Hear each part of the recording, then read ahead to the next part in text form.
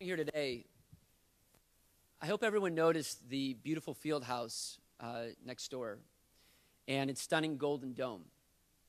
This is a place at Garfield Park that I got to know well as an assistant U.S. attorney when I was helping to lead the fight against gangs and gun violence in our communities. As head of the anti-gang division in the U.S. Attorney's Office, I worked side by side with federal and local law enforcement to take on gang leaders using new strategies. But we knew that making our streets safer required more than just policing. And I also had the privilege of serving as head of Project Safe Neighborhoods, the Justice Department's anti-gun violence program. Right here in Garfield Park, we created a new partnership between law enforcement and community leaders, some of whom I'm very pleased are here today.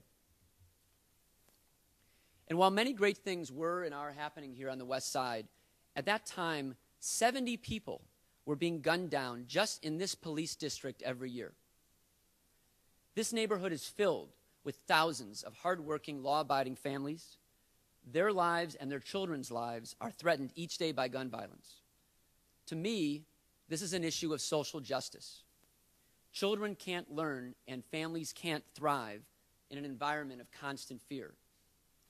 As a result of Project Safe Neighborhoods and other innovative law enforcement and community efforts, gun homicides in this neighborhood were cut in half. I drive to Garfield Park now, today, as I did many times before, and I see the shining golden dome of the field house. It represents to me a beacon of hope for the future, and a tangible statement that we can do better, that these families deserve better. I know there's more work to be done. There's still far too much gunfire on these streets, but we made sure that the hopes and dreams of the people in the neighborhood were heard and respected. After years of prosecuting gang leaders and drug smugglers, along with crooked businessmen and white-collar criminals, yes, Daddy's talking. Am I doing okay? After years in the U.S. Attorney's Office, I left the U.S. Attorney's Office to become Inspector General of Chicago. I can tell you that was a tough decision, but I felt that the IG's office had the potential to become an independent force for taxpayers in the fight against corruption, clout, and insider politics. I refused to accept, then and now, that corruption is just the way things are.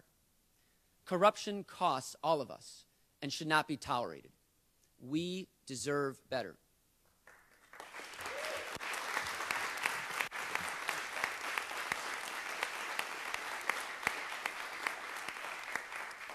In my 4 years as Inspector General, my colleagues and I developed a strong and independent institution that challenged the system. We made criminal cases on wrongdoers and exposed waste, bad practices, and questionable policies. We had it firmly in our mind that our bosses were the taxpayers, plain and simple, and we worked hard to insist on accountability in our government. I am confident that those efforts will continue, thanks to a dedicated office with the expertise and independence to ferret out corruption, fraud, and waste. Earlier this year, I also had the privilege of being named to the Illinois Reform Commission, which was created by Governor Quinn in the wake of our second straight governor being arrested for, among other things, an attempt to sell this very Senate seat. The commission was led by my friend and former colleague, Pat Collins, who I'm honored is here today, and we were armed with a mission of recommending